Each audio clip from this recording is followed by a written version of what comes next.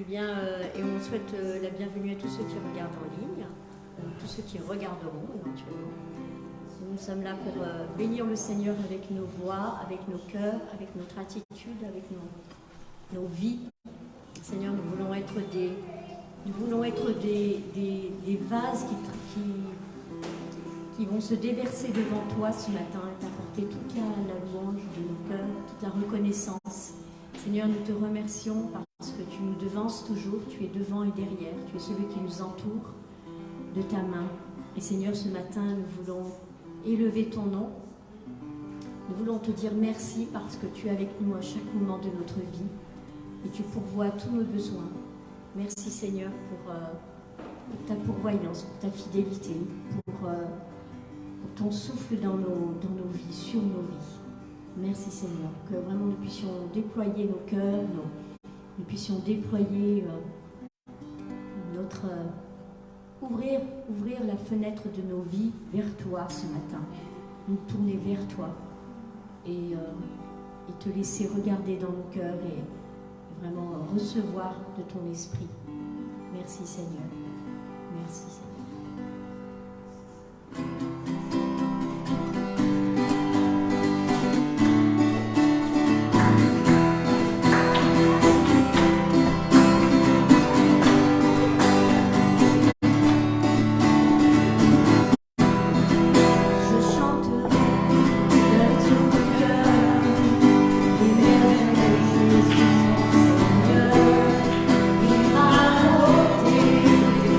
Yeah.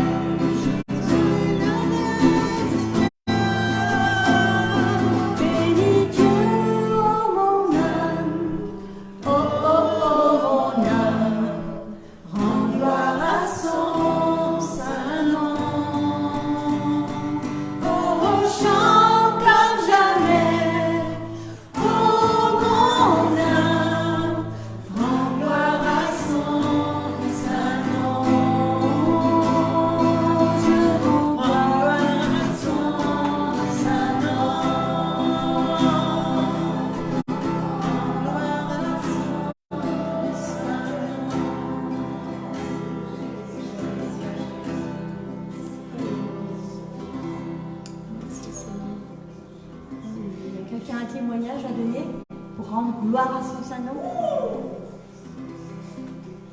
Amen. Le témoignage qu'on doit donner, c'est surtout aux personnes avec lesquelles on travaille. C'est surtout avec les personnes qui nous entourent quotidiennement. C'est là où notre témoignage parle fort. Amen. Seigneur, vraiment que tu sois glorifié dans nos vies. Nous voulons, Seigneur, nous remettre entre tes mains. C'est toi qui pèses nos cœurs, c'est toi qui sais toutes choses et tu sais comment, Seigneur, nous gagner à toi. Tu sais comment nous attirer à toi. Merci, Seigneur.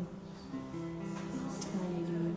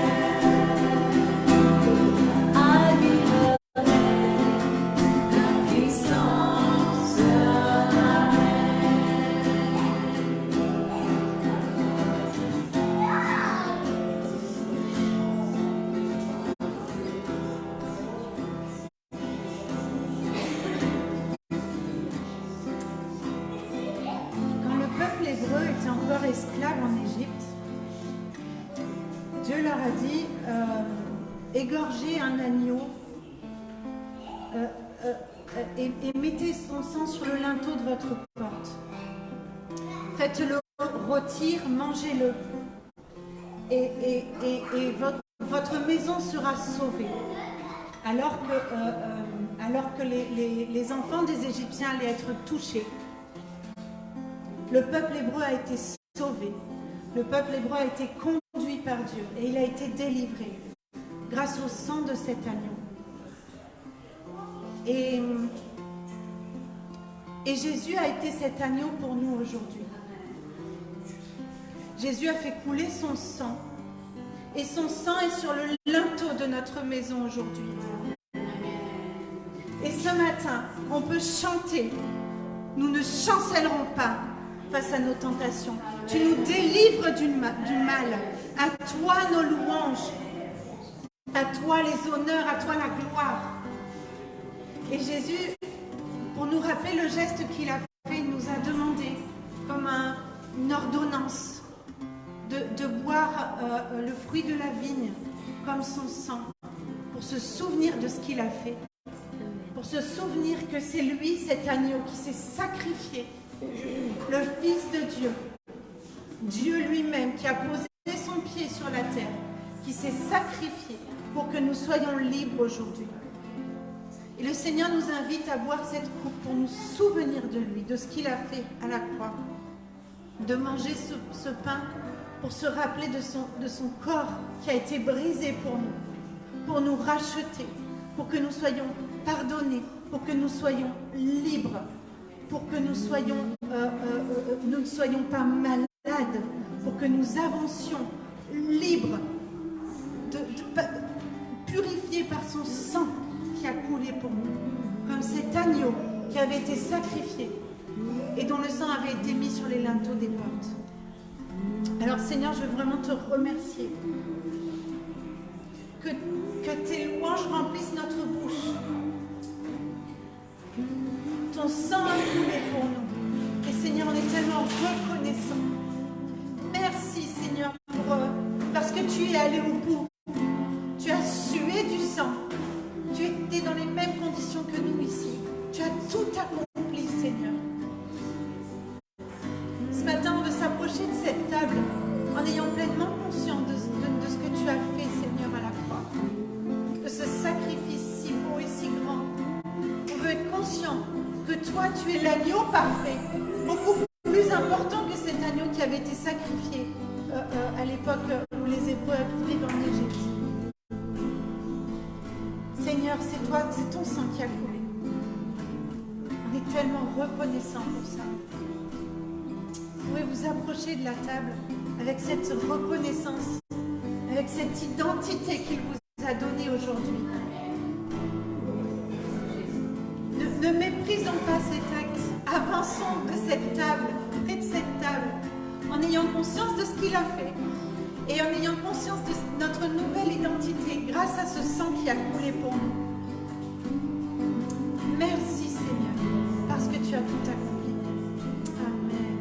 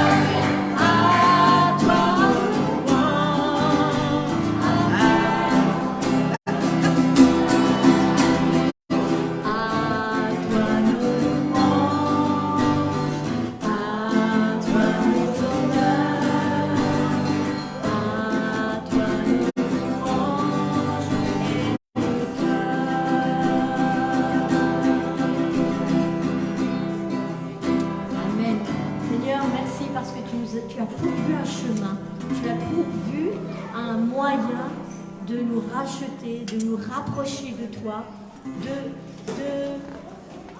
de nous sortir d'où nous étions. Merci Seigneur. Merci parce qu'on peut avancer, on a une direction aujourd'hui. On a une direction, on a une raison, on a un but, c'est celui de te connaître davantage. Seigneur, merci de te révéler à nos cœurs ce matin. Amen. Alléluia, merci Seigneur.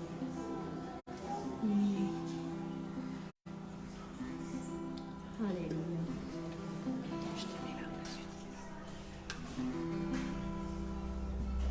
Amen. Vous pouvez lever vos voix. C'est bon d'élever sa voix vers le Seigneur, de lui dire merci. Merci pour ton regard sur ma vie. Alléluia, Jésus.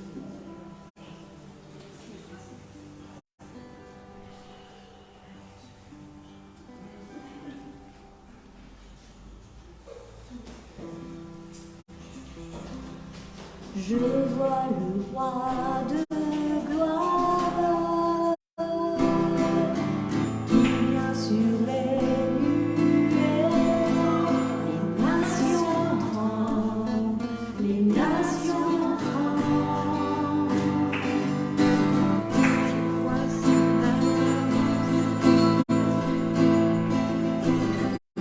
Je vois son âme, sa grâce. Efface le nom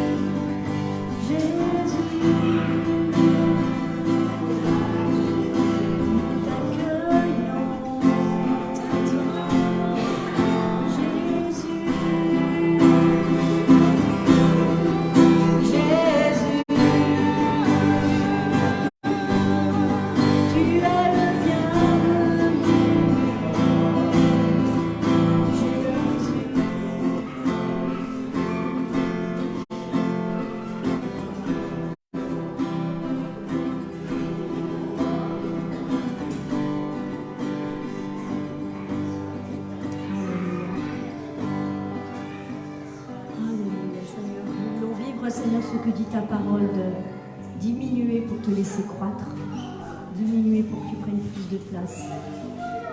Prends ta place, Seigneur. Prends ta place dans nos vies, que vraiment nous puissions voir les choses qui ne sont pas encore,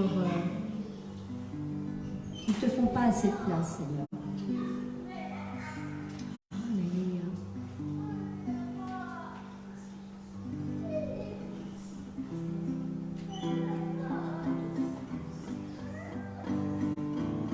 Nous allons recevoir tes miracles dans nos vies, Seigneur.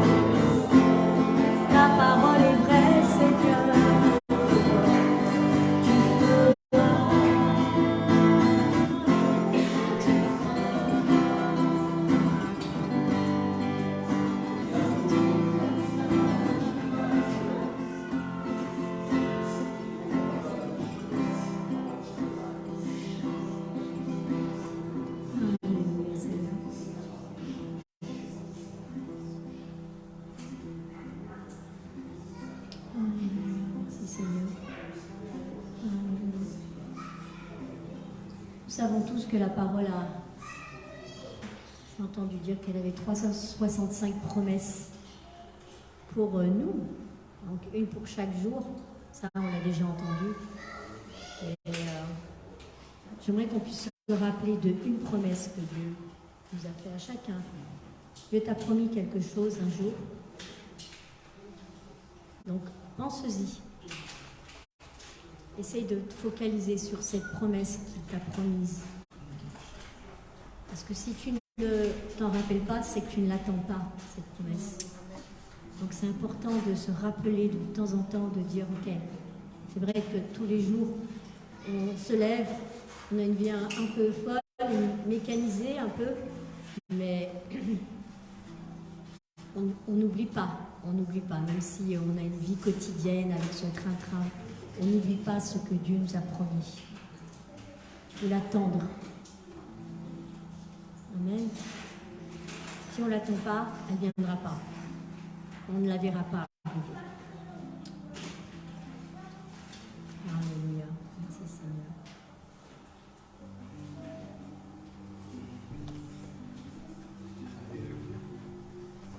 On va rester dans cet esprit d'adoration, de louange. Ah, notre Dieu est capable de faire tellement de choses. Il a fait tellement de choses. Nous marchons dans ce qu'il a fait. Nous marchons dans ce qu'il a accompli déjà à la croix. Dans ce qu'il a accompli déjà. Et nous marchons là-dedans. Nous marchons dans ses promesses. Alléluia. On va profiter de cet instant pour qu'on puisse apporter nos dîmes, nos offrandes. Ce n'est pas quelque chose de rituel. Ce n'est pas quelque chose qu'on fait par tradition, par obligation, par tout un tas de choses qui nous contraindraient. C'est une volonté de Dieu. Qu'on puisse par la foi dire je sais, non seulement je sais, mais je mets en pratique ta parole. Et je sais que tout ce que j'ai, tout ce qui m'est donné, vient de toi. Et je veux appliquer ce principe biblique qui est de donner pour recevoir. Dieu, ce n'est pas un banquier. Des fois, on pense que la bénédiction, ça va être qu'on va avoir le compte plus rempli. Non, des fois, ce n'est pas ça. Des fois, la bénédiction est beaucoup plus profonde dans notre cœur. Des fois, la bénédiction, c'est une guérison pour ta vie. Une guérison pour ton âme. Amen. Et ça peut passer par une obéissance, par une dîme, par une offrande. Vous savez, on passe tous 80% de notre temps à essayer de gagner de l'argent. Mais ça ne doit pas nous contrôler. Ça ne doit pas nous diriger. Ça ne doit pas être le seul but quand on se lève le matin. Amen, amen. Tout ce qu'on a nous vient de Dieu. Alors je prie que ce matin, quand on va faire cet acte d'adoration, cet acte de foi, ne faisons pas n'importe quoi. On ne doit pas se mettre en danger financièrement par simple émotion. Ça ne doit pas être de l'émotion. Mais quand ce matin, quand on va poser cet acte, il y a une guérison qui s'opère. Et s'il y a quelqu'un qui entend et qui a un problème justement avec le fait de donner, ben je t'invite à étudier la parole. Je t'invite à approfondir ce que Jésus dit des finances. Et ce que la Bible dit de ce principe du royaume, qui est de donner, qui est de semer. Alléluia. Alléluia. Dieu te dit, tu ne manqueras jamais de rien. Que ce soit financièrement, que ce soit spirituellement, si tu marches avec moi, si tu marches avec Dieu, par obéissance, tu ne manqueras jamais de rien. C'est une promesse. Alléluia. Seigneur, je te prie qu'on puisse avoir des cœurs généreux. Aide-nous à être plus généreux. Aide-nous, Seigneur, Saint-Esprit, à comprendre ces paroles. Qui est cette offrande? Qui est la dîme? Qui est ce don? Nous ne voulons pas te donner une pièce comme un pourboire, Seigneur. Comme ce qu'on donnerait à quelqu'un qui nous rend un petit service. Non, nous voulons te donner une adoration sincère et entière. Seigneur, on te bénit, on te bénit, on te bénit. Parce qu'avant même qu'on ait posé le pied sur cette terre, tu avais prévu toutes ces choses pour qu'on puisse manger, pour qu'on puisse boire, pour qu'on puisse se ressourcer. Avant même que je sois né, Seigneur, tu avais prévu toutes ces choses-là. Et je veux adorer le donateur et pas les dons. Je veux adorer Jésus. Je veux adorer Dieu et non pas les bénédictions. Seigneur, on se met devant toi avec un cœur reconnaissant. Par un acte de foi. Par un acte d'obéissance. Apporter cette dîme, cette offrande qui vient du plus profond de notre cœur. Alléluia.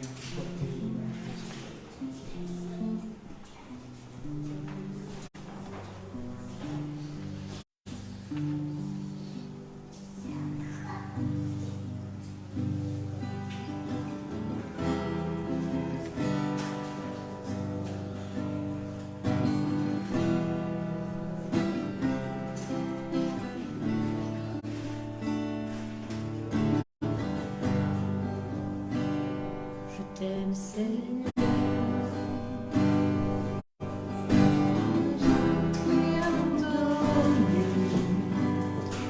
Toute ma vie est dans le creux de tes mains. Quand le soleil vient se lever jusqu'à son coucher, je chanterai la bonté de Dieu. Je t'aime, Seigneur. Je t'aime, Seigneur. Tu m'as jamais abandonné. Toute ma vie est dans le creux de tes mains. Quand le soleil vient se lever jusqu'à son coucher, je chanterai la bonté de Dieu. Toute ma vie tu as été bon. Toute ma vie tu as été fidèle. Avec chaque battement de mon cœur, je chanterai la bonté de Dieu. Toute ma vie tu as été bon. Toute ma vie tu as été fidèle.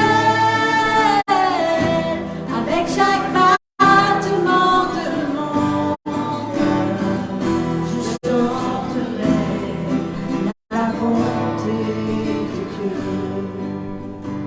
J'aime ta voix. Dans le feu, tu conduis mes pas. Dans la vallée, tu te tiens tout près de moi. Je sais que tu es mon Père et aussi mon ami. Je chanterai la bonté de Dieu. Toute ma vie, tu as été bon.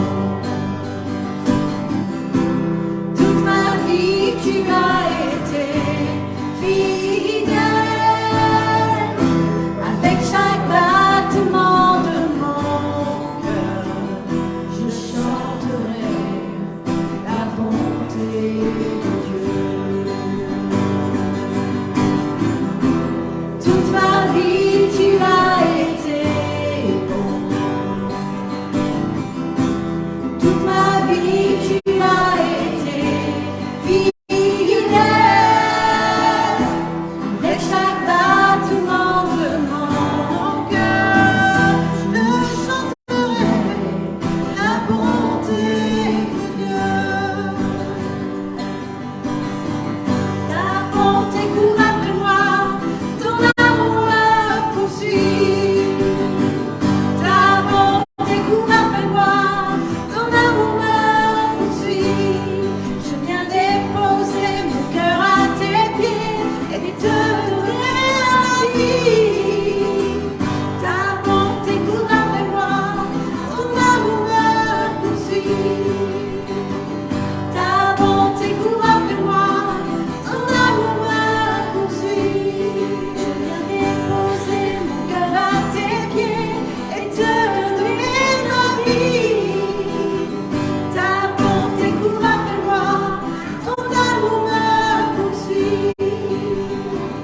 Ta bonté court après moi, ton amour me poursuit. Ta bonté court après moi, ton amour me poursuit. Toute ma vie tu as été bon. Toute ma vie tu as été fidèle. Avec chaque battement de mon cœur, je chanterai la bonté de Dieu. Je chanterai la bonté de Dieu.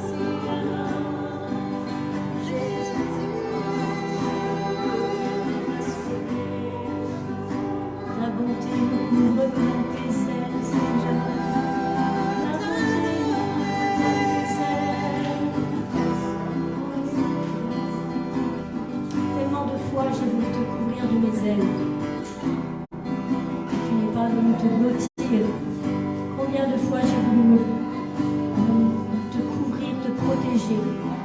Tu n'es pas venu vers moi.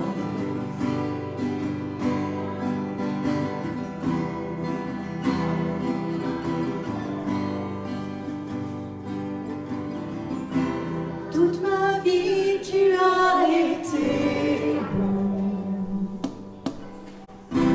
Toute ma vie, tu as été fidèle. Avec chaque battement de mon cœur, je chanterai ta bonté, ô Dieu.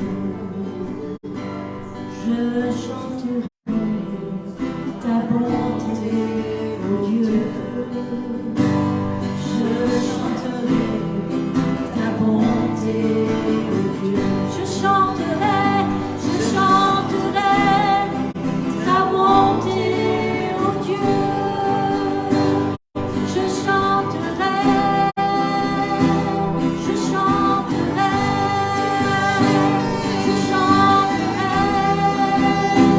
toute ma vie, je chanterai.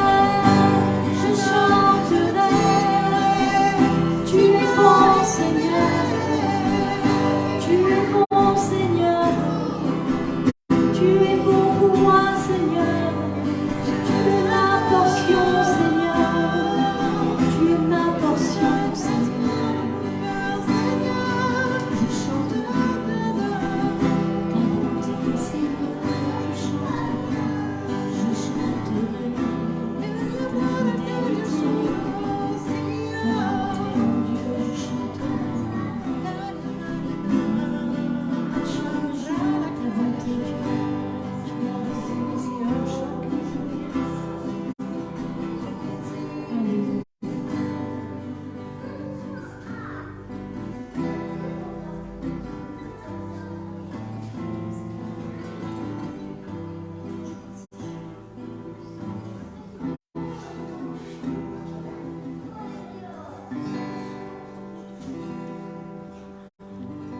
De Dieu se renouvelle chaque matin. Seigneur, merci parce que tu veux nous couvrir de tes ailes, tu veux nous couvrir de ta bonté, tu veux que nous puissions goûter aujourd'hui à ta bonté, goûter et dire oui, ta bonté, elle est bonne pour ma vie. Merci Seigneur, merci de nous aider à goûter ta bonté. Come, taste and see my goodness, says God. Taste and see. Viens, goûte et vois. Goûte et vois à ma bonté, ma bonté. Amen. Alléluia, merci Seigneur. Amen. On parlait de l'obéissance dimanche dernier, puis un peu, quand même, de l'obéissance. Et puis aussi, cette semaine, on en reparlait. Et il y a une chose que j'ai compris dans l'obéissance, c'est que c'est pas l'obéissance quelque chose qu'on fait répétitivement.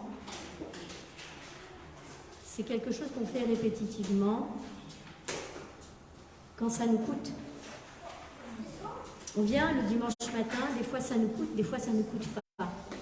L'obéissance entre en jeu quand on décide de le faire, qu'on ait envie ou pas. C'est ça l'obéissance. Et pour tout c'est comme ça. On a un certain régime dans cette vie, on fait des choses par habitude et d'autres parce qu'on doit les faire par obligation. Avec le Seigneur, on veut les faire parce que ça lui plaît. Et de notre côté, quelquefois ça nous coûte et quelquefois ça nous fait plaisir et on a envie. Mais le Seigneur dit que l'obéissance vaut mieux que les sacrifices. Donc on apprend, on découvre ce que c'est que de faire des choses parce que ça lui plaît et ça devient une priorité. Ce qu'on recherche, c'est pas ce qui nous plaît, mais c'est ce qui lui plaît. Et éventuellement, ça nous plaît. Éventuellement, ça devient un plaisir pour nous. D'où, fais de l'Éternel tes délices et il te donnera ce que ton cœur désire.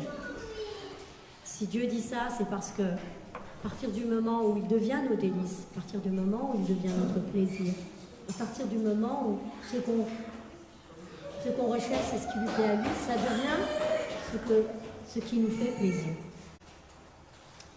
Et c'est pour ça que ce matin, j'appuie sur ça, sur la fidélité et la bonté de Dieu. C'est quelque chose qu'on voit quand on veut le voir. C'est quelque chose que l'on goûte quand on veut le goûter. Et c'est dommage de se priver. C'est dommage de se priver. Donc je vous encourage à goûter, à regarder, à voir quotidiennement où est la bonté de Dieu, où est sa fidélité. Pour toi dans ta vie, ce ne sera pas la même chose que la vie de quelqu'un d'autre. Amen. Soyez bénis.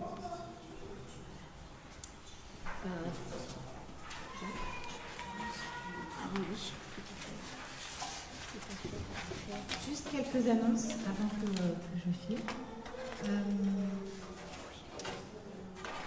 Le programme hebdomadaire, c'est le même que d'habitude, mais on sait bien qu'à chaque réunion, c'est pas la même chose.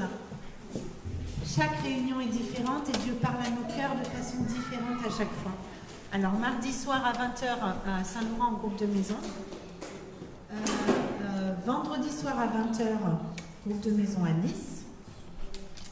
Samedi à 17h, la prière ici. Et puis, il y a quelques petites annonces un peu plus particulières que je voulais peut-être un peu plus développer. Alors, notez dans vos agendas.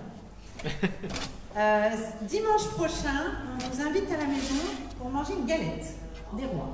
Puisque pendant le jeûne, on n'a pas fait de galette. Alors, on voulait passer ce bon moment ensemble, vraiment un temps de communion fraternelle. Alors, malheureusement, Daniel et Martine ne seront pas là. Ce sera dur, mais on va le faire sans eux. Je mangerai votre part. Ça sera honoré. Voilà, mais en tout cas, voilà, vous êtes tous les bienvenus dimanche après-midi. On n'a pas encore fixé d'heure, on verra la semaine prochaine, mais voilà, dimanche après-midi pour goûter, venez manger la galette à la maison. Le samedi 25 février, est-ce que Martine ou Dan, vous voulez en parler plus particulièrement? On a notre événement, la conférence des médias. Oui, alors, on l'a eu il y a 2 ans, ouais, avant Covid, je suis pas mal. Mais en fait, voilà, c'est une journée entière. Il y a 3 ans. C'est une journée entière avec quelqu'un qui vient, c'est un professionnel, c'est quelqu'un qui a fait des films, c'est toute une équipe en fait. Et en fait, ils sont professionnels. Et celui qui gère tout ça, il est même pasteur. Hein. Donc son cœur, c'est de réveiller les personnes dans les églises, en particulier les leaders dans les églises. Et nous avons beaucoup de leaders. Donc de les réveiller à la réalité qu'aujourd'hui, oui, à la réalité qu'aujourd'hui,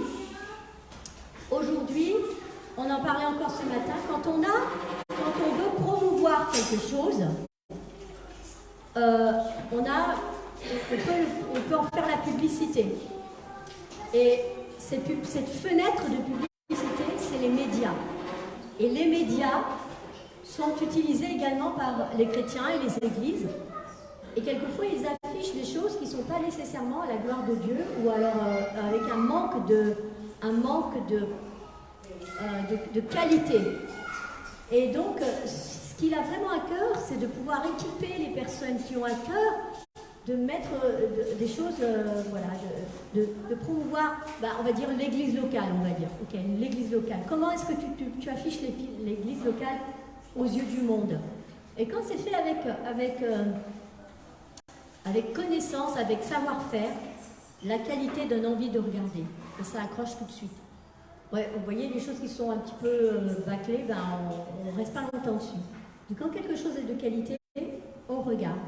Ça attire l'attention. Donc, ce que Craig a à cœur, c'est qu'on puisse s'améliorer en tant que chrétien, on s'améliore dans ce qu'on expose par les médias pour faire avancer le royaume, en fait.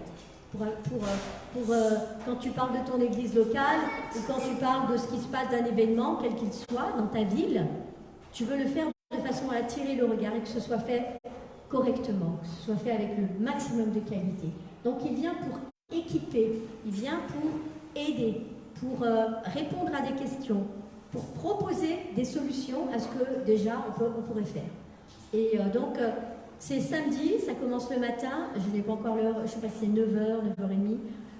Il y aura un repas à midi pourvu, et l'après-midi il y aura aussi peut-être des ateliers, je ne sais pas exactement, mais ça continuera jusque dans l'après-midi.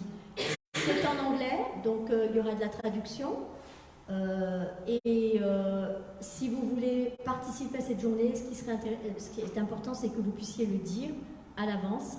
Il y a un site où on peut s'inscrire, mais également nous le dire, parce que comme ça, on saura combien de personnes seront là et préparées en fonction du nombre de personnes.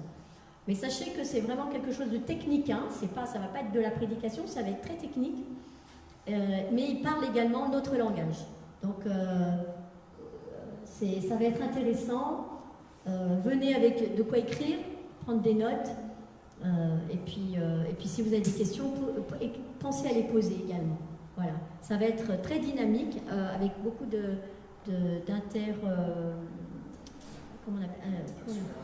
d'interactions. Donc voilà, vous êtes tous les bienvenus et vraiment que vous puissiez être équipés et que vous puissiez faire les choses, exceller dans ce que vous faites déjà et ce que vous voulez développer, ce que vous voulez faire peut-être. Voilà. Merci. Martine, je crois que venez, tout le monde, vous allez recevoir quelque chose. Si vous n'avez rien à faire ce samedi-là. Il y aura babysitting aussi. Alors. Donc, et c'est gratuit avec un repas et aussi on aura besoin d'un coup de main. Certaines personnes peuvent donner un coup de main pour préparer les tables et les échanges. Donc, c'est quelque chose qu'on a fait il y a 3 ans. Si vous vous souvenez. Ça va tout le monde? Bonjour. Bonjour. Rebonjour. Petite question. La différence entre le mot Hosanna et Alléluia, c'est quoi la différence entre ces deux mots qu'on dit tout le temps?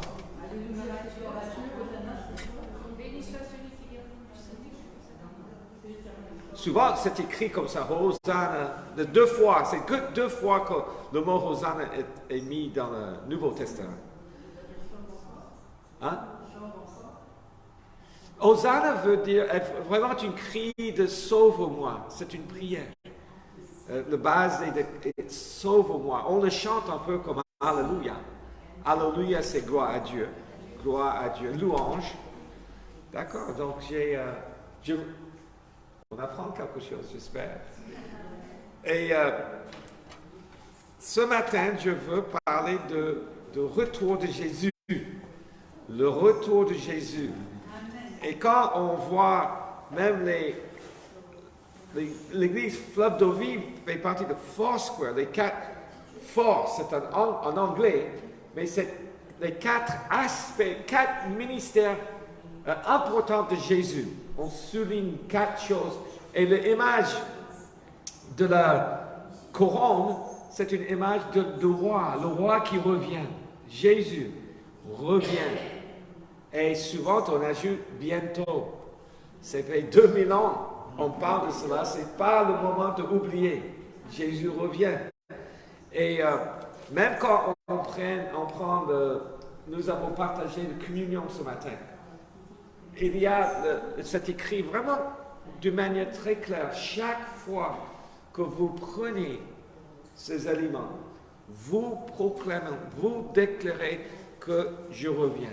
Donc, c'est une partie de notre croyance, je pense. Des fois, je dis, mais est-ce que c'est important? Je crois dans différentes phases des 2000 ans, on souligne une importance différente. Mais pour moi, ça montre que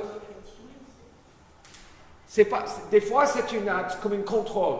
Faites attention, parce que Jésus revient et c'est important qu'on a cette idée que je vais rendre compte Mais des fois, ça tombe un peu dans le jugement, tu vois, on se sent jugé. Qu'est-ce que tu peux pas regarder des films parce que si Jésus revient, il va pas te prendre. Ça a été un peu extrême. C'est important qu'on sait. Aujourd'hui, je crois, là, pour moi, après beaucoup d'années, ça me rappelle que les choses sont continues. Il y a un processus. Jésus n'est pas terminé, il n'a pas fini. Tu sais, quand tu joues le sport, tu dis, on va encore donner parce que c'est pas fini. Le trompette n'est pas sonné. Et les images données dans la Bible, dans le Nouveau et Ancien Testament, c'est comme le trompette. Et sonner, et Jésus revient. Et c'est jusqu'à ce moment-là, c'est pas fini. Il y a encore de l'espoir. Il y a encore de l'espoir. Allons-y. Aujourd'hui a été difficile, ou hier, mais c'est pas fini pour ta vie. C'est pas fini. C'est pas les dernières paroles. Ah non, c'est trop. Non, c'est pas trop parce que c'est pas fini. Et ça m'encourage beaucoup plus, mais il y a toujours le sous-entendu, bien sûr, qui nous remettent les pendules à l'heure qu'on doit se rappeler. On vit aujourd'hui, le temps est précieux. Jésus revient dans un contexte. Et il n'y a que quelques passages que je veux lire. Je pensais même ce matin, quand j'ai dit au maths, je voulais voir dans les confessions de foi. Ça, c'est une vingtaine des 22 confessions, des choses à quoi, des choses de base, comme Julien a partagé les dîmes et les offrandes. C'est une alliance avec Dieu, c'est une relation qui en communique, tu vois, c'est pas le côté matériel. Comme on a discuté l'autre soirée, Dieu n'est pas une ATM, tu vois, la banque. Dieu est une relation. Nos besoins sont souvent de l'argent, amen, mais pas toujours. L'argent ne peut pas acheter certaines choses, comme la guérison. On paye pour aider, mais donc Dieu est dans une relation où quand on est on a la grâce, la faveur de Dieu, qu'on ne mérite pas. Mais mon alliance avec Dieu est le fait que je m'engage en esprit et en vérité. Et donc, dans c'est pas mauvais, hein, le 22, les dîmes, les offrandes, parce que des fois, on n'aime pas parler de l'argent dans l'église, amen. Donc, ça peut gêner certaines personnes. Oh là là, il parle là, ça fait partie de la vie, hein. Jésus, quand il voulait montrer le pardon, de donner le pardon ou être pardonné, qu'est-ce qu'il a employé? C'est la dette. Quand vous avez une grosse dette ou une petite dette, et c'est enlevé, tu te sens soulagé. Ah, c'est le pardon. Je me sens soulagé. Beaucoup de nous, quand on parle de nouvelle naissance, qui est un des 22 confessions, on est né de nouveau. Ça parle d'être soulagé de notre dette, d'être pardonné. Donc, il y a... mais une chose, je vais lire, parce que c'est une bonne rappel, mais vous pouvez toujours lire ces choses. C'est intéressant des fois d'étudier. Hein, si jamais tu sais, qu'est-ce que je vais étudier ce mois-ci, de relire, parce que c'est toujours des références bibliques. C'est que tu fais une confession de foi, tu veux que ça vienne de la parole. Et constamment, ça renouvelle notre équilibre. On veut rester équilibré. Ça veut dire, je suis vraiment, je vais focaliser, tu me parles de la prophétique ou de la guérison. Amen. Et en même temps, il y a une fondation, des fondements qui sont importants. Et pour ça, c'est des choses qu'on relit constamment, Julien. Je reviens parce qu'on oublie. Et quand on parle, pas qu'on oublie, on veut renforcer la bonne base de notre foi. Et quand on parle de retour de Jésus, il y a beaucoup de choses qui sont attachées à ça. Quand Jésus revient, on aura le jugement final. Ce matin, on va parler du retour de Jésus, certaines choses. On parle du ciel, parce qu'on va découvrir le ciel d'une autre dynamique. Et quand on commence à parler de retour de Jésus, des fois, comme les disciples souvent disaient, Seigneur, quand est-ce que tu reviens? Quels sont les signes? Et il disait, non, on va lire quelques signes qui sont écrits en Matthieu chapitre 24. On va lire 3 passages aujourd'hui. Mais je veux que vous notez un 4e. Mais on va en Actes chapitre 1. Tout de suite, quand Jésus attendait 40 jours, il était là. Avant qu'il ait vraiment parti, il les enseignait. Dans le premier chapitre d'Actes, nous comprenons que Jésus était pendant 40 jours en train de leur parler du royaume des cieux. Il avait besoin de... Mais dans ce moment-là, il éclaircit certains aspects de son retour. L'autre passage, on va lire, c'est en Matthieu 24. C'est tout un passage avec beaucoup de clarté sur le retour de Jésus, les signes. Et le 3e, Apocalypse, chapitre 21, parce qu'on parle de Nouvelle-Jérusalem. On parle de le ciel qui est accessible, tu vois. Et tu peux que focaliser sur le ciel, tu vois, ça c'est... Mais tu peux que focaliser sur le jugement. Mais toutes ces choses sont ensemble, mais on parle que de retour de Jésus. Jésus-Christ est venu, il est né d'une vierge, il se sacrifiait, il a été crucifié, le 3e, il était enterré. Des fois, c'est important parce que quand nos chemins en Christ, des fois, on peut se sentir crucifié, comme Martine parle d'obéissance. L'obéissance, des fois, est une crucifixion. Je dois me mettre derrière, je dois accepter quelque chose qui n'est pas ce que j'aimerais avoir pour ma vie. Je dois obéir et tu peux être d'une manière crucifiée ou le croire, mais d'être enterré et quand on va mourir vraiment dans quelque chose. Jésus, c'est écrit, Jésus était enterré. Après ressuscité, et Jésus revient. Et c'est ça, constamment quand on parle on doit être des chrétiens équilibrés, n'est-ce pas? Quand on parle de Jésus crucifié, on parle toujours qu'il est ressuscité. Amen. Amen. Parce que quand, des fois, les foi chrétiennes au travers des siècles, on a parlé beaucoup de la souffrance et de sacrifice et que pour ça, je dis, on n'est pas équilibré là, il faut ajouter ressusciter. Je veux connaître Jésus dans la souffrance de sa crucifixion et dans la puissance de sa résurrection. Paul a dit toujours les deux côtés. Jésus est un homme de tristesse, mais aussi de joie. Et on a ces deux côtés de Christ et c'est important que nos vies soient... On comprend pour ça, il ne faut pas juger quelqu'un quand il passe un temps difficile. Ce n'est pas une condamnation. Moi, je passe des fois des temps difficiles encore, je me bats avec certaines choses. Je dis, oh Seigneur, il n'y a plus de condamnation pour ceux qui sont en Christ. Mais je dois faire face à ça. Parce qu'il est ressuscité. Donc, le retour de Jésus, pour moi, me donne de l'espoir. Encore, la trompette n'est pas encore sonnée et il y a encore un jeu. Le ballon n'est pas arrêté. Le score n'est pas fini. Et on peut faire des grandes choses dans le dernier carton, dans les dernières quelques minutes. Si on travaille ensemble, si l'équipe est ensemble, si l'équipe croit, et si on manifeste, c'est pas fini, c'est pas fini, c'est pas fini. Oh Seigneur, il y a des fois, Paul a dit, j'aimerais partir, d'être avec toi, Seigneur, c'est mieux pour moi, mais c'est pas la meilleure chose pour tout le monde.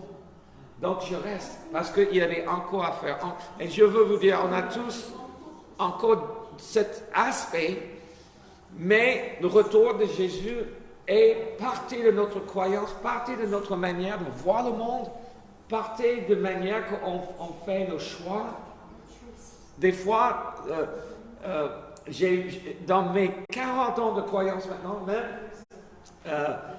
quand la théologie du retour de Jésus peut nous diriger, on ne s'intéresse plus dans les choses de ce monde. Donc, qu'est-ce que je fais dans la pratique? Ok, deux aspects. Je vis comme si je dois vivre, comme si c'est le dernier jour de ma vie, mais aussi je dois me préparer comme si j'ai beaucoup d'années. Une autre chose, c'est qu'on parle tout le temps, il y a un aspect de nouveau monde. Quand Jésus revient, il y aura des changements, gouvernance.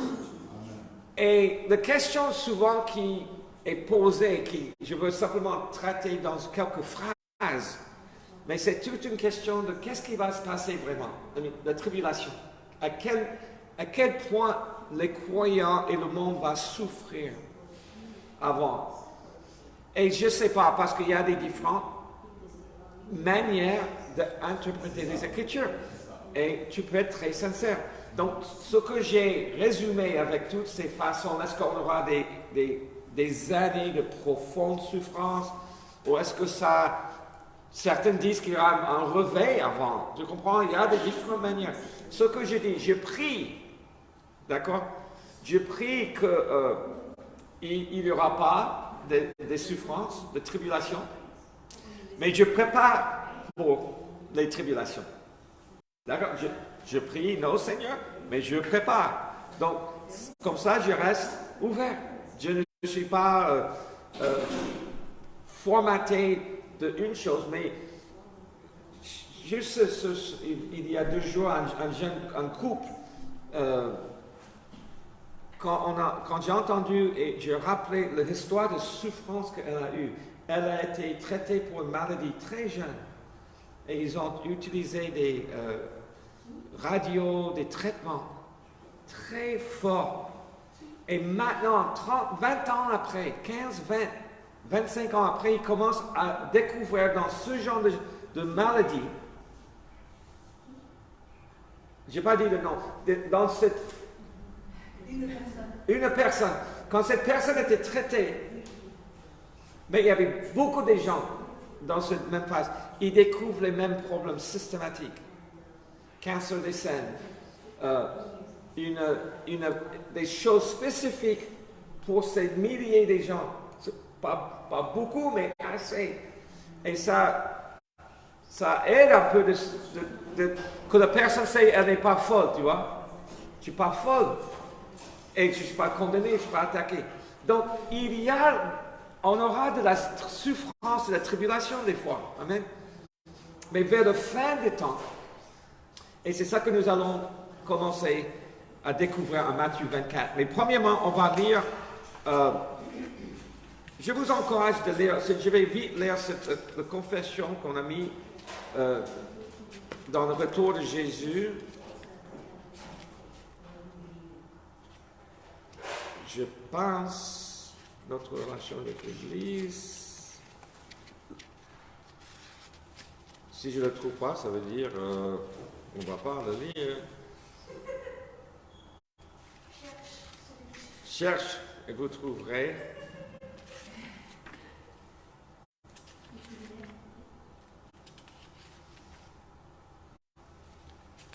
Ok. Le second avènement de Christ, le retour de Christ. Nous croyons que le Christ reviendra en personne et que son second avènement est imminent. Il descendra du ciel dans une nuée de gloire. C'est attiré de beaucoup de versets. En Thessaloniciens, etc. Jésus viendra d'une manière visible pour tous les croyants. Dans une nuée de gloire, au son de la voix de l'archange et de la trompette de Dieu. À ce moment-là, moment que nul ne connaît à l'avance, ceux qui sont morts en Christ ressusciteront, puis les rachetés qui sont encore sur la terre les rejoindront dans les nuées pour rencontrer le Seigneur dans les cieux afin qu'il soit éternellement en sa présence. Puisque 1000 ans. Alors, ça, c'est où on voit aussi les 1000 ans, les choses.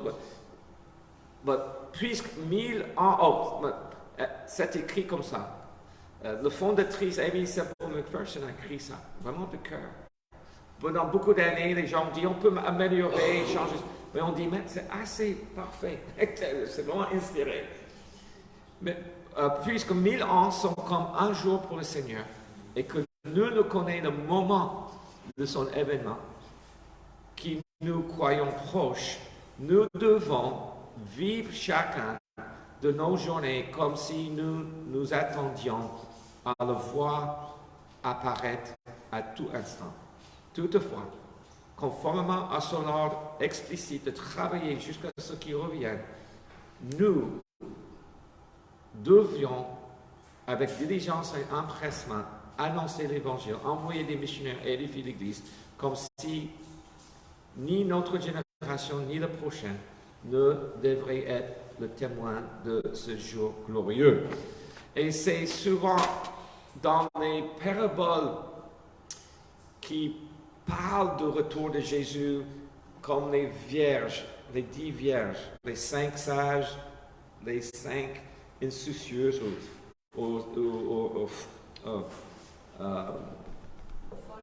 folles, non obéissants, non sages.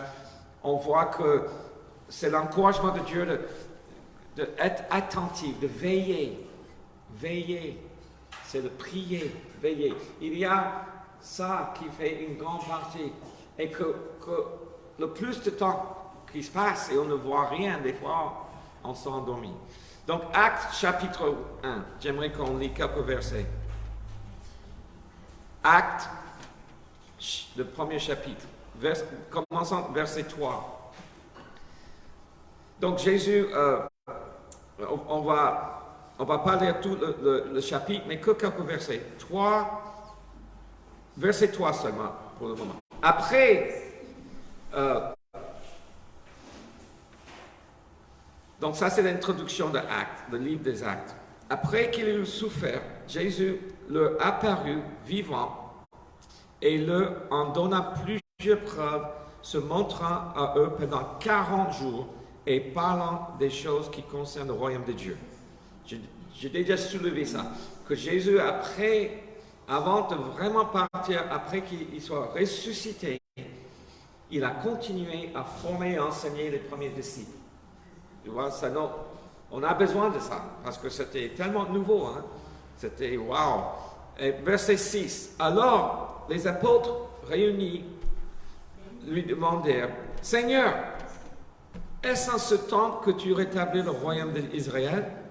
Il leur répondit, « Ce n'est pas à vous de connaître les temps ou les moments que le Père a fixés de sa propre autorité. » Constamment, ils étaient préoccupés avec le naturel. Ils voulaient voir Israël replacé dans ce qu'eux, ils attendaient de leur identité. Parce qu'on sait vers la fin, le jugement de toutes les nations. Le jugement commence avec Israël. Ça veut dire que tout le monde aura une place à table. Les nations seront jugées. Les personnes seront jugées. Et Israël fait partie de cette nouvel ordre après que Jésus revienne. Et nous sommes dans le temps avant. Ok. Et donc après, c'est le fameux verset 8. Mais vous recevrez une puissance de Saint-Esprit survenant sur vous, et vous serez mes témoins à Jérusalem, dans toute la Judée, dans la Samarie et jusqu'aux extrémités de la terre. Now, versets 9 et 10 et 11 sont importants. Après avoir dit cela, il fut élevé pendant qu'il le regardait, et une nuée le déroba à leurs yeux. Et comme ils avaient les regards fixés vers le ciel, pendant qu'ils s'en allaient, voici 2 hommes vêtus de blanc leur apparurent. Il dit, « Hommes Galiléens, pourquoi vous arrêtez-vous à regarder au ciel? Ce Jésus qui a été enlevé au ciel du milieu de vous reviendra de la même manière que vous l'avez vu allant au ciel. » Jésus revient comme il était parti pour eux à ce moment-là. Allons vers Matthieu chapitre 24 maintenant. Et des fois, quand nous étudions, on commence à regarder, je voulais vous noter, on va pas le lire ce matin, en Zacharie, chapitre 14, parle beaucoup de quand le Fils revient sur le mont des Olives, un pied à droite, un pied à gauche, et c'est le venu. Dans l'Ancien Testament, le jour du Seigneur était toujours quelque chose qui parlait de retour de Dieu ou de jugement. Le jour du Seigneur était inculqué dans la culture que c'était le jour de jugement. Le retour de Jésus, c'est un jour de jugement. Mais pour les croyants, ce n'est plus un jugement. Nous n'allons pas rencontrer la mort. Et je crois que même ceux qui sont déjà endormis ne vont jamais rencontrer la mort. La mort est montrée dans la Bible comme une personne. C'est une personnalité. Et quand nous avons reçu Jésus, d'accord, c'est un aspect qui ne sera pas pour nous. On n'aura pas cette rencontre. On s'endort, on se réveille. Et ce que j'ai compris, ce que je pense, les Écritures montrent, que quand on meurt, on s'endort, la prochaine chose quand on se réveille, on va voir Jésus. Est-ce que c'est 2000 ans après, si on était dans le premier siècle, est-ce que 2 secondes, le temps n'existe plus? On ferme les yeux, la prochaine fois, on ouvre. Et peut-être, nous on a cette image, tous ceux qui sont morts déjà, qui sont en train de danser un peu, ils sont peut-être que endormis, mais le temps n'existe plus. C'est que pour nous, tu vois. Mais, donc ça c'est le jugement et le jour du Seigneur. Mais, au-delà de cela, c'est une rencontre où nous serons libérés et la justice et les promesses, les prophéties, les choses que nous avons été démontrées, qui ne sont pas toujours faciles à décortiquer, vont être réelles. La terre sera renouvelée, il y a beaucoup de choses qui se passent en ce moment-là. Dans Matthieu 24, étaient encore les disciples, étaient avec Jésus, et Jésus les enseignait. Donc, commençons avec verset 1. Comme Jésus s'en allait au sortir du temple, ses disciples approchèrent pour lui en faire remarquer les constructions. Ils étaient émerveillés. Regarde tout ça. Mais il leur dit, voyez-vous tout cela? Je vous le dis en vérité, il ne restera pas ici pièce sur pierre qui ne soit renversée. Donc, Jésus parlait de quelque chose qui allait arriver.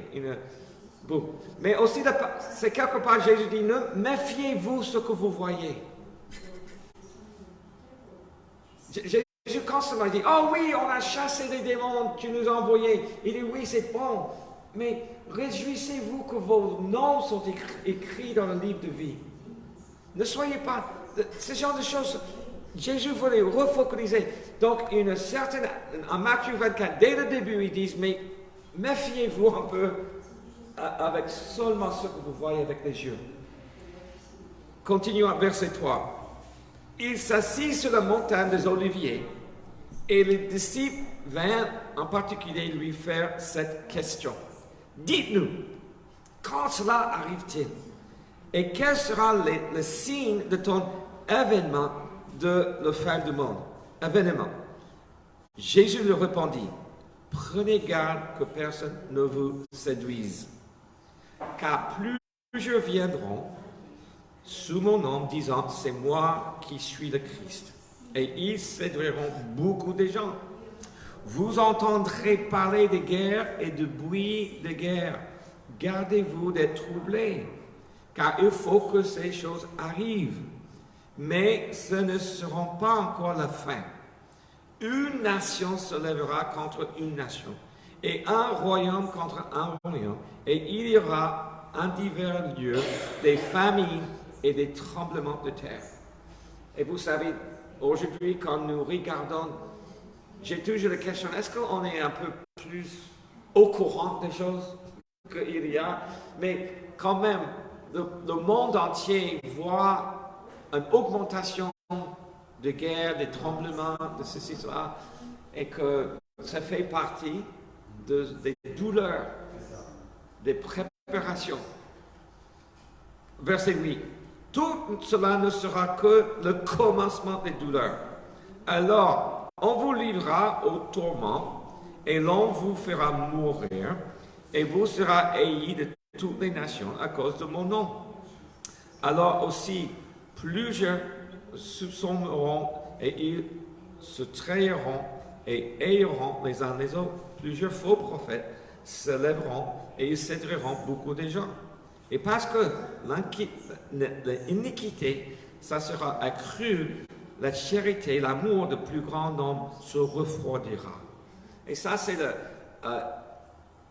je dirais, des fois, quand je voyage ou je suis dans des endroits, je dis, aïe, aïe, aïe, tout le monde est tendu. Je ne sais pas, Joe, dans l'autorité pour des policiers. Des fois, ça peut être à un moment donné, une atmosphère, mais avec les années, nous voyons, il faut faire beaucoup plus attention, tu vois. Oui, ce mouvement MeToo, ou des accusations, des abus, il y a des abus, hein. Mais aujourd'hui, on trouve dans un monde la folie de les moindres choses qui peut-être n'est pas une source de méchanceté. Je parle pour quelqu'un né de nouveau. On doit faire beaucoup plus attention.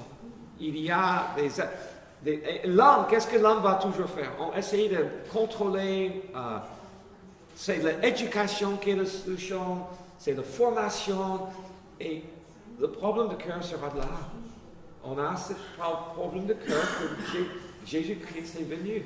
Quand je travaille avec les policiers, je dis, je prie pour vous, j'ai besoin de vous, vous êtes les autorités, mais vous avez besoin de l'Église, des gens de foi.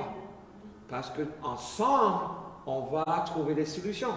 Parce que certaines, tu vois, mais nous vivons dans un temps où, je dirais, c'est un signe que moi, je vois plus et plus. Augmentation. Et quand tu as les autres passages, en Timothée, vers la fin du temps, exactement ce même passage, quelque part, l'amour de beaucoup vont disparaître. Les gens, au lieu d'adorer Dieu, ils vont s'adorer. Après, ils vont être plus intéressés en eux que les choses de l'esprit, etc., etc. Ok, verset 13. Mais celui qui persévérera jusqu'à la fin sera sauvé. Cette bonne nouvelle du royaume sera prêchée dans le monde entier pour servir le témoignage et toutes les nations. Alors viendra la fin.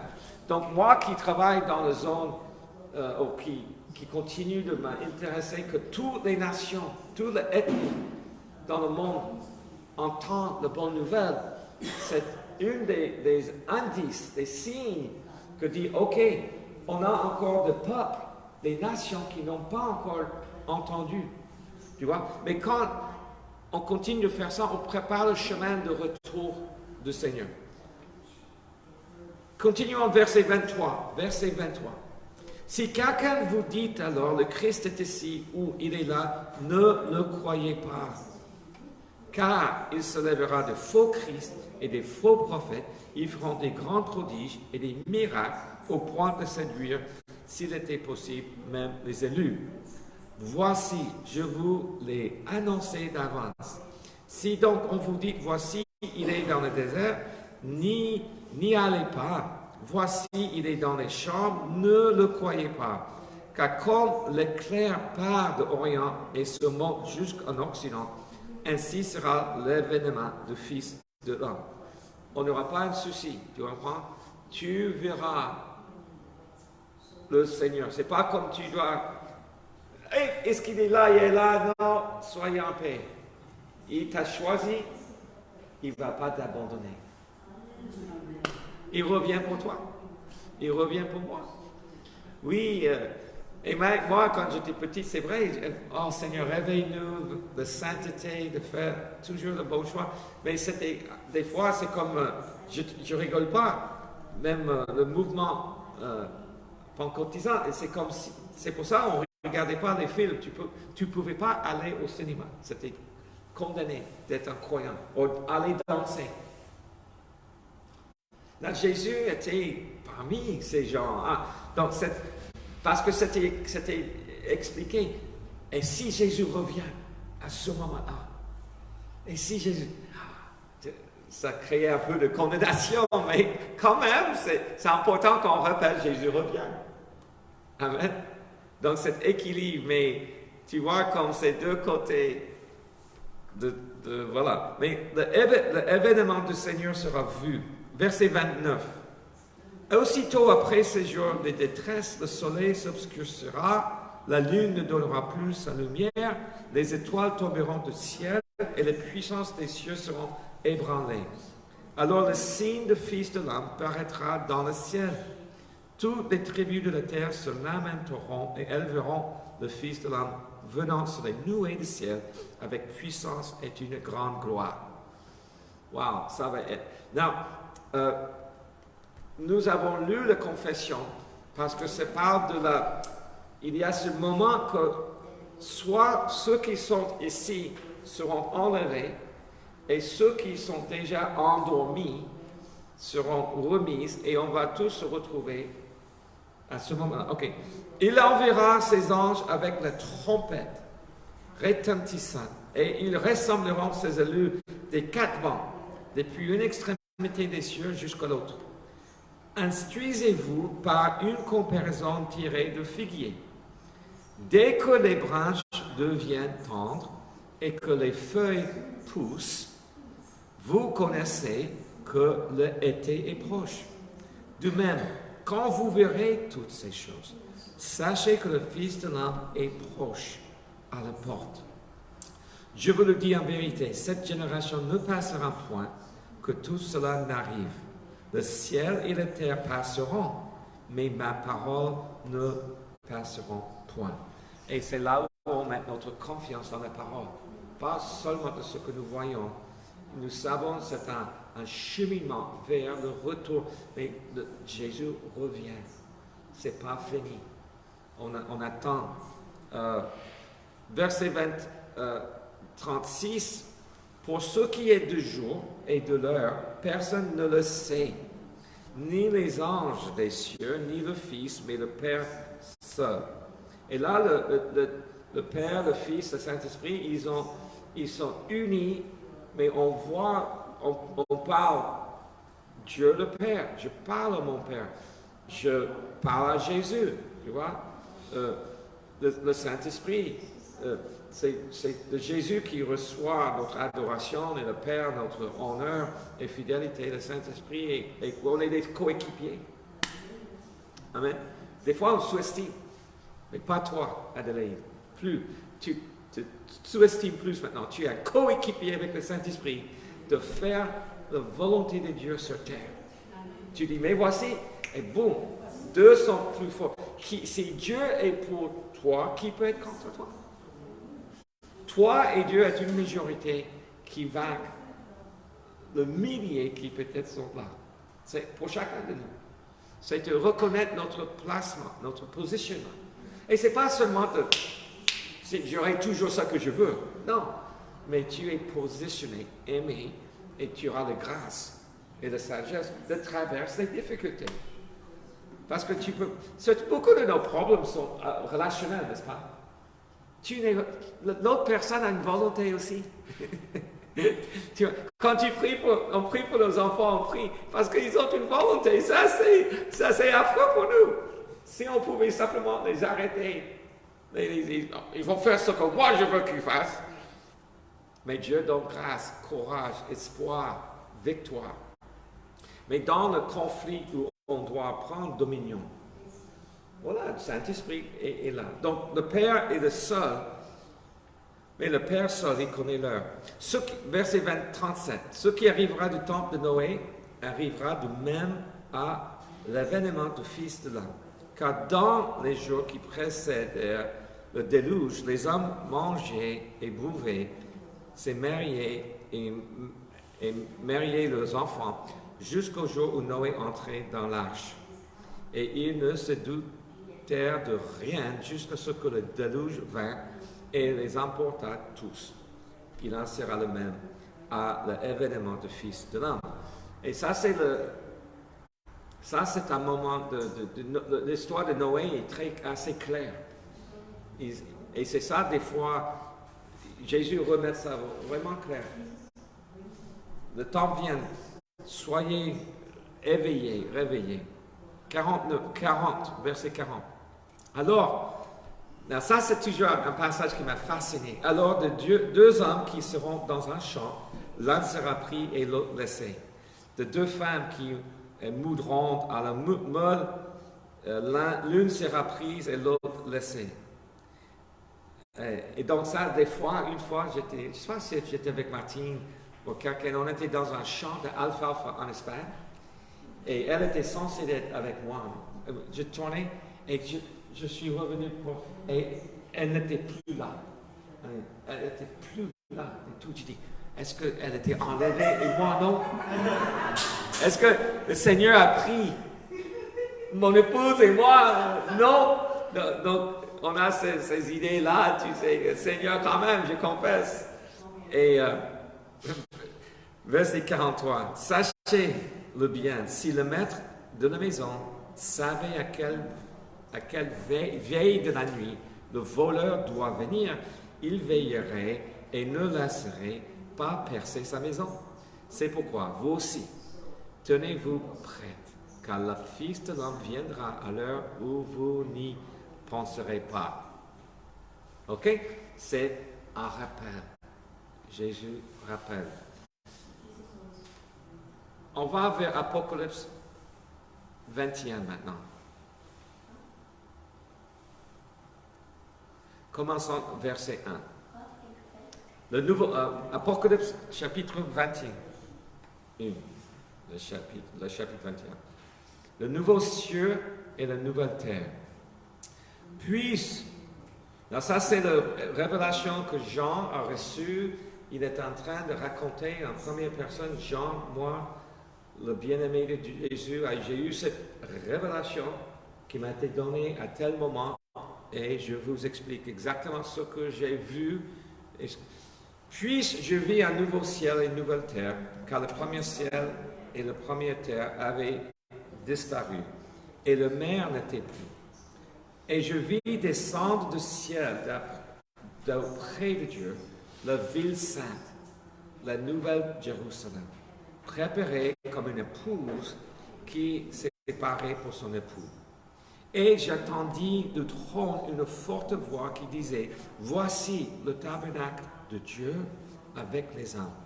Il habitera avec eux, et ils seront son peuple, et Dieu lui-même sera avec eux. Il essuiera toute larme de leurs yeux, et la mort ne sera plus. Et il n'y aura plus de deuil, ni cri, ni douleur, car les premières choses ont disparu. Et celui qui était assis sur le trône dit, voici, je fais toutes choses nouvelles. Et il dit, écris, car ces paroles sont certaines et véritables. Et il me dit, c'est fait. Je suis l'alpha et l'oméga, le commencement et la fin. À celui qui a soif, je donnerai de la source de l'eau de la vie gratuitement. Celui qui vaincra héritera ces choses. Je serai son Dieu et il sera mon fils.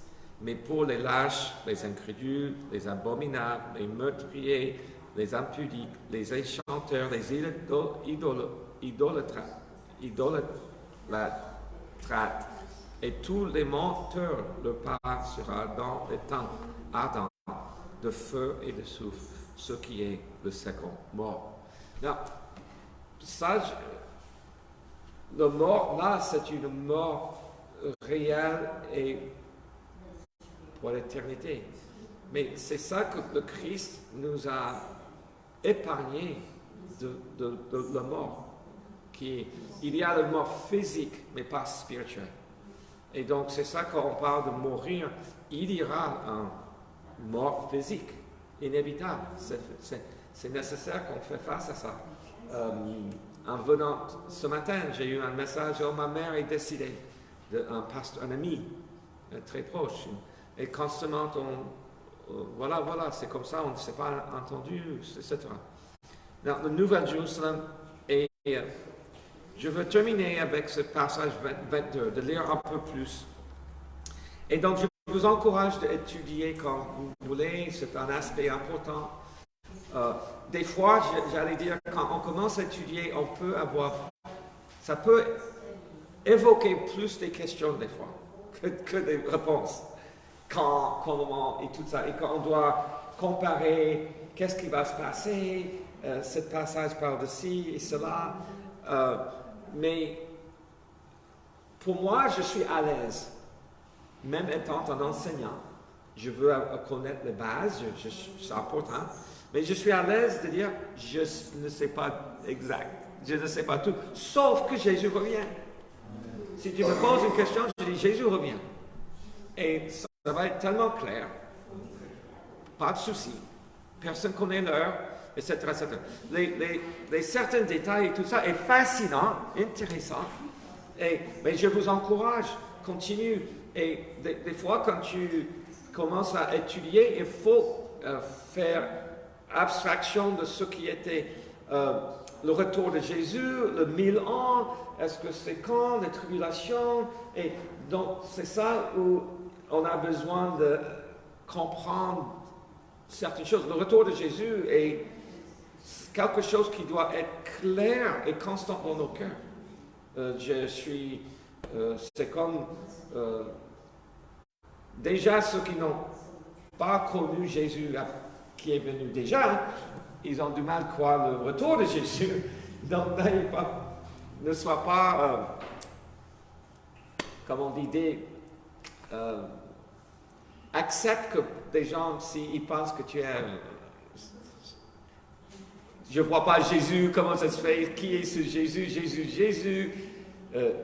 Des gens qui ne sont pas très ouverts, peut-être qu'ils ne sont pas moins ouverts, ou pas aussi ouverts pour le retour de Jésus, mais pour nous, c'est quelque chose de fixé. C'est un espoir, c'est une clarté. Jésus l'a dit. L'ange l'a dit aux disciples. Et ce même Jésus qui est parti comme ça dans la nuée, il reviendra de la même façon. Ok. Jésus l'a expliqué en Matthieu 24. Il explique certains signes, certains aspects.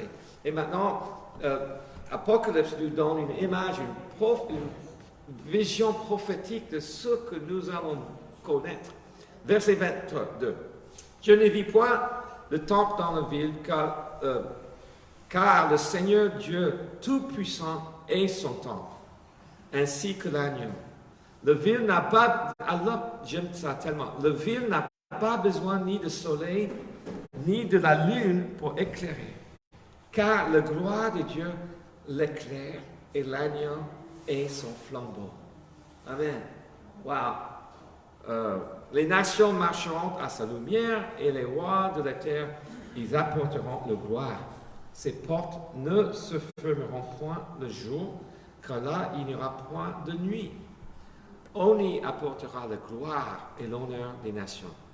Il ne entrera chez elles rien de souillé, ni personne qui se livrait à l'abomination et au mensonge. Il n'entrera que ceux qui sont écrits dans le livre de vie de l'agneau. Et c'est ça le livre de vie où Jésus a marqué ton nom. Et si jamais il y a un doute de cela, donne ton cœur à Jésus. Dis Seigneur, je vais vraiment te donner ma vie. Je te donne ma vie et par ta grâce, Seigneur, aide-moi à changer de direction, marcher. Je veux vivre une relation avec toi. C'est toi qui me présenteras devant le Père. Si tu l'as dit, si tu me confesses, je te confesserai devant mon Père. Et voilà, c'est simple, c'est pas compliqué. Et continue de marcher dans nos voies. Je veux dire merci beaucoup pour ceux qui... le message que vous pouvez réécouter. On va prier peut-être. Que Dieu vous bénisse.